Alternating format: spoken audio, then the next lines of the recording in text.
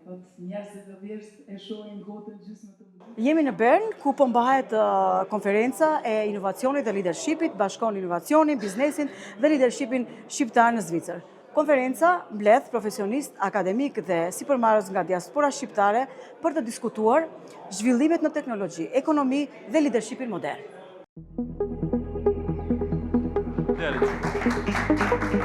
Dhe në mbledhin këtu një grup kolegësh, profesionistë, akademikësh, miq, dhe ne jemi krenar dhe ju përgëzojmë një përkrahje tonë të plotë.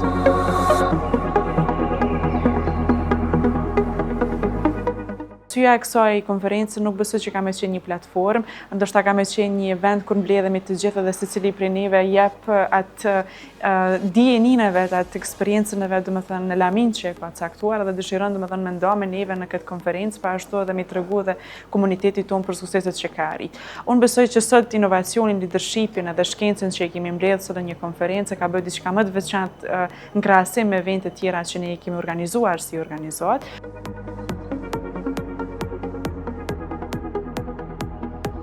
Ideja ka qenë për një konferencë shkencore, ne kemi formuar AES-in bashkë me disa bashkëthemelës në vitin 2011 në APFL të Lozanës, ku kemi grupuar shumë inxhinier, njerëz të dijes nivelin teknologjik, scientifik, ku diaspora shqiptare në Zvicër ka rrit kulmin e diturisë. Në anën tjetër kemi thenuar bashkë me profesor Fadil Qetakun, Instituti për Avancim Kombëtar, që sa do kudo të fillojmë një kreativitet bashkëpunimi në mes të shkencave të ndryshme. Bashkarisht i tregojmë botës që niveli i shqiptarëve intelektual është shumë më i lartë se sa ne e vlerësojmë. Dhe kështu të krijojmë mundësi për ardhmërinë e të rive dhe për ardhmërinë e ekonomive tona reciproke në Ballkan, po edhe pse jo në diasporë, sepse mirëqenia për një jetë më të mirë për njerëzimin në përgjithësi.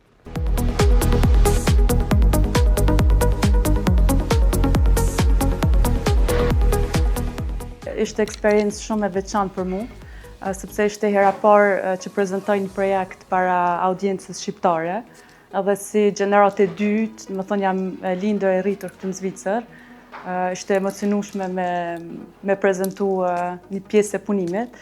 Me thonë tash punoj me një startup këtu në Zvicër, edhe esenca e asoj teknologjisë është që me thonë terapit që zakonisht i marrëm për ndonjë smundje, muj me i lokalizu në end, për shembull, nëse është një inflamim në zemër, e kemi atë mundësi që medikamentin që të qëndron në atë zonën e nevojshme për me trajtu atë problem.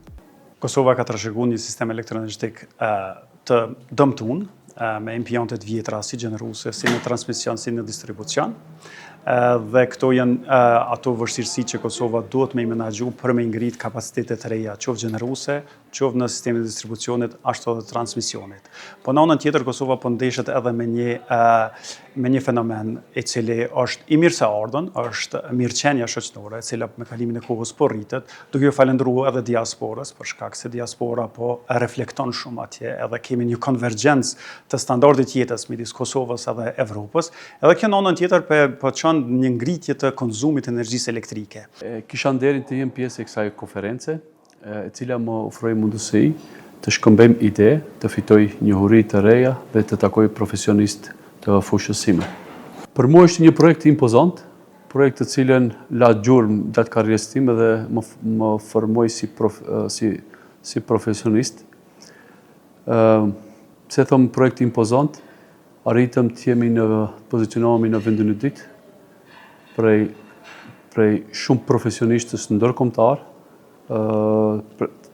Ishim në top 20, pastaj prezentuam projektin në top 5, edhe kjo më la të bëm më i veçantë në la më shumë përshtypje të madhe që u pozicionuam në vendin e dytë.